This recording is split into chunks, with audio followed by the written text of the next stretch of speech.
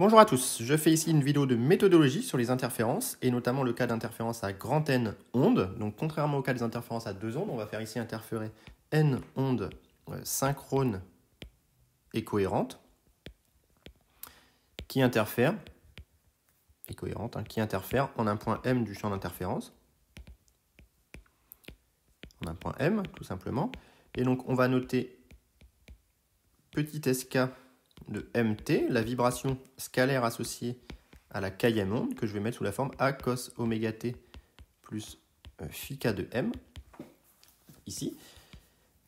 Et on va utiliser une deuxième hypothèse, c'est que on va traiter le cas pour lequel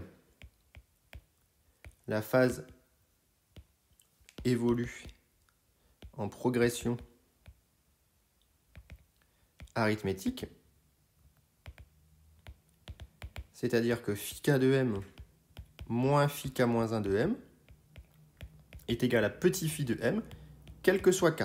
C'est-à-dire que le déphasage entre deux ondes consécutives ne va pas dépendre de l'onde que je regarde. Par exemple, dans une autre vidéo, vous avez le réseau. Le réseau, c'est une succession de fentes diffractantes. Et bien, si vous faites cette succession de fentes diffractantes et que vous prenez, par exemple, un faisceau de rayons incidents parallèle à l'axe optique, incidence normale, et que vous regardez la diffraction, et bien, la différence de marche entre le rayon 1 et 2 et entre le rayon 2 et 3 se calculera de la même manière. Vous allez faire votre théorème de Malus, vous regarderez bien l'autre vidéo pour ceux pour qui c'est pas clair, et vous allez bien obtenir un déphasage qui ne dépend pas des deux ondes consécutives que vous choisissez, c'est-à-dire que la différence de marche va être la même, quel que soit delta 1,2 et delta 2,3. Voilà, donc ça c'est la situation qu'on va utiliser, et la conséquence c'est que phi k de m va être égal à un certain phi 0 qui correspond à l'onde 0 plus k fois phi. Bon, c'est assez facile de s'en convaincre, je pense, dans la mesure où vous avez que phi 1 va être égal à phi 0 plus petit phi 2 va être égal à phi 1 plus petit phi, qui va donc être égal à phi 0 plus petit phi, c'est-à-dire phi 0 plus 2 fois phi, etc. Alors pourquoi c'est important? Parce que maintenant ma vibration scalaire, sk de mt, elle s'écrit A0 cosinus oméga t plus phi 0 plus k fois phi. Et là, je vais utiliser la notation complexe qui est que S bar k est égal à A0 e puissance j facteur de oméga t plus phi 0, et je vais séparer exponentielle j k fois phi. Et je vais poser petit a0 bar, cette constante, devant, si bien que sk de mt va être égal à a0 bar e puissance j k phi. Alors, une fois que j'en suis là, je vais maintenant calculer la vibration résultante, et on se rappelle qu'on avait admis que le principe de superposition était valable sur les amplitudes scalaires. Donc S de mt, c'est rien d'autre que la somme sur k égale 0 jusqu'à pas l'infini, pardon, n'importe quoi, n-1, j'ai n ondes en tout, des sk de mt. Voilà. Et donc, ce que je dois calculer, S de mt, c'est donc la somme sur k égale 0 jusqu'à n-1 des a0 bar exponentielle j k fois phi, que je vais remettre sous une forme qui va peut-être vous parler un petit peu plus, a0 bar, somme sur k égale 0 jusqu'à n-1. Et je vais utiliser une propriété de l'exponentielle qui me dit que exponentielle j k phi, c'est pareil qu'exponentielle j phi à la puissance k. Et là, on reconnaît une série géométrique de raisons exponentielle j phi. Et ça, c'est pas mal, parce que ça va nous permettre de calculer proprement S de mt en utilisant les résultats des mathématiques sur les séries géométriques, et on obtient que le résultat, c'est 1 moins la raison à la puissance du nombre de termes, divisé par 1 moins la raison. Bon, alors on n'a pas encore terminé, maintenant on va développer un petit peu le calcul, et on se retrouve avec cette situation, 1 moins exponentielle jn phi sur 1 moins exponentielle j phi. Et là, pour faire le calcul, je vais avoir recours à une petite astuce, c'est que je vais factoriser par exponentielle jn phi sur 2 au numérateur et exponentielle j phi sur 2 au dénominateur. Si bien que pour retrouver 1, je dois multiplier par exponentielle moins jn phi sur 2. Et pour retrouver exponentielle jn phi, je dois multiplier par exponentielle jn phi sur 2. Même chose ici. Je me retrouve avec moins j phi sur 2, moins exponentielle j phi sur 2. Et là, je peux avoir avancé un petit peu dans la mesure où maintenant S de mt, bon, c'est A0 bar. Exponentielle j, il me reste n-1 phi sur 2. Et pour ceux qui sont à l'aise avec les formules de l'air, si je multiplie par 2i, plutôt 2j ici en physique sur 2j, eh bien vous allez reconnaître des moins sinus. C'est-à-dire qu'au numérateur, vous allez avoir moins 2j, ou moins 2, moins sinus, puisque j'ai déjà multiplié par 2j. Donc je me retrouve avec moins sinus n phi sur 2, divisé par moins sinus de phi sur 2. Et donc, cette fois, le calcul est terminé. J'ai que S de mt est égal à A0. Alors, A0, je vais remplacer par ce que c'était. C'était A0 exponentielle j, facteur de oméga t plus phi 0.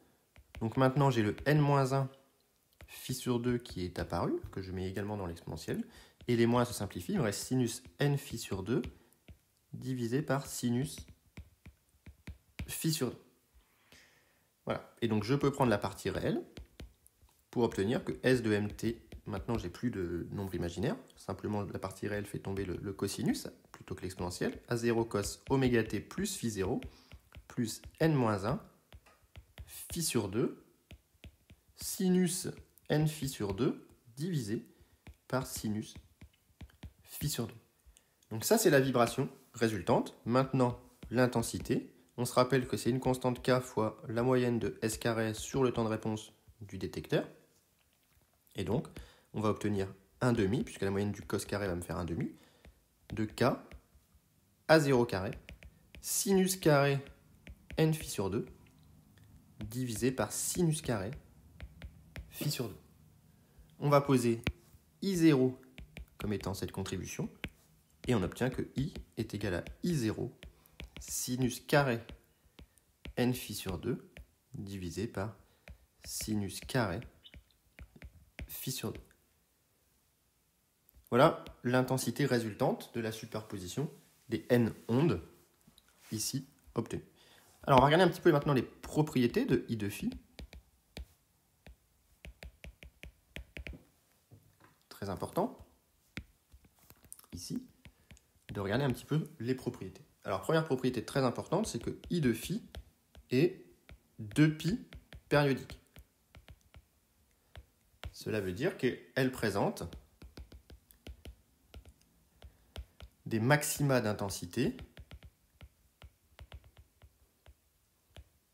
dès lors que phi est égal à un certain nombre entier p fois 2π, où p est un entier relatif. Et donc on a notamment I est maximal en phi égale 0. C'est normal, en phi égale 0, toutes les ondes sont en phase.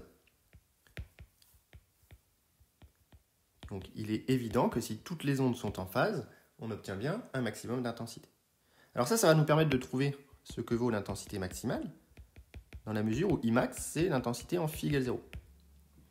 Et l'intensité en phi égale 0, eh bien on peut l'avoir comme étant I0 sin carré de n phi sur 2 sur sin carré phi sur 2, mais au voisinage de phi égale 0.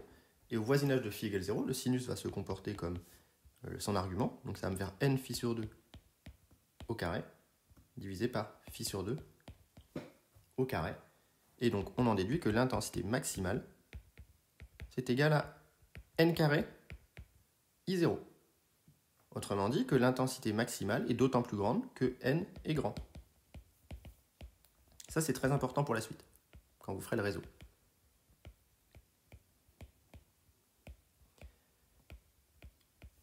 Donc finalement, on peut mettre sous forme canonique notre I de phi.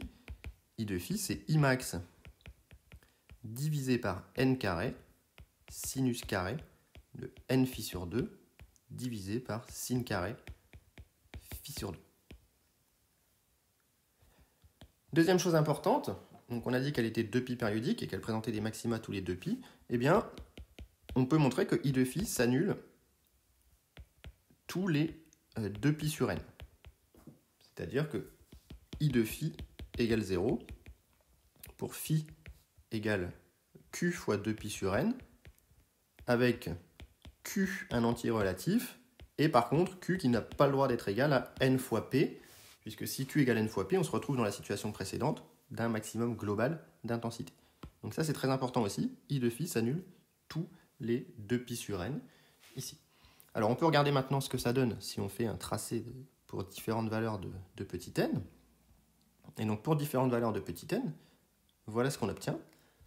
Donc j'ai tracé pour n égale 3, n égale 5, n égale 20 et n égale 100, ce qu'on obtient. Alors moi j'ai mis I sur I max en ordonnée, donc c'est pour ça que vous voyez toujours 1 ici comme étant l'intensité maximale, mais il faut bien se rendre compte que pour n égale 3 ce serait 9I0, pour n égale 5 ce serait 25I0, etc. Donc la première chose qu'on observe, c'est qu'on a bien des maxima ici à 2π, à moins 2π, c'est ce qu'on avait annoncé, p fois 2π. Et ensuite, on a bien les minimums, tous les 2π sur n, donc ici 2π sur 3, 4π sur 3, ici 2π sur 5, 4π sur 5, 6π sur 5, 8π sur 5, etc., qui sont les minimums de l'intensité. Et donc, on observe que quand n augmente, eh bien, on obtient une succession de pics d'intensité maximale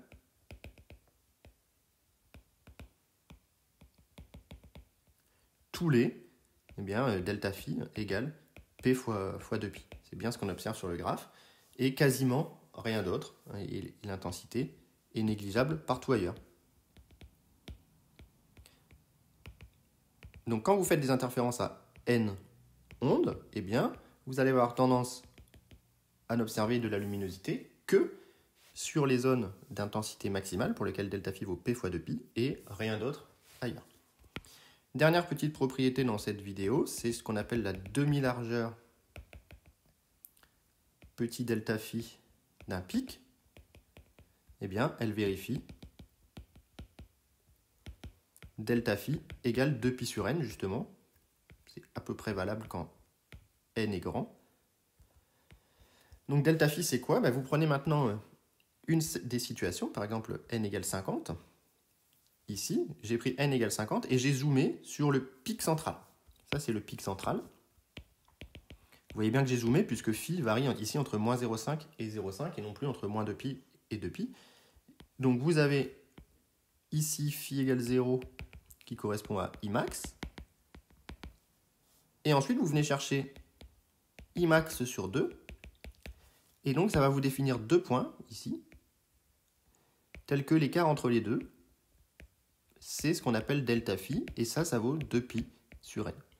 Ce sera important pour ce qu'on appelle la finesse d'un objet ou par exemple d'un réseau, c'est-à-dire que selon la valeur de n, eh bien, delta phi va être plus ou moins grand, et plus delta phi est petit, plus on se retrouve dans une situation comme ici, où vous avez quasiment que des pics, et donc c'est beaucoup plus facile de séparer, évidemment, les deux pics, alors que si delta phi est grand, eh bien, vous aurez une finesse qui sera un petit peu moins bonne. Voilà, donc voilà pour cette vidéo sur les interférences à n ondes, calcul de la vibration résultante, intensité lumineuse, propriété de cette intensité, 2π périodicité et annulation tous les 2π sur n, et puis demi-largeur d'un pic qui correspond ici un petit peu à, on avait déjà vu la demi-largeur dans le cadre de la transformée de Fourier sur des spectres de signaux périodiques. Donc j'espère que cette vidéo vous a plu. S'il y a des questions, n'hésitez pas à les mettre en commentaire.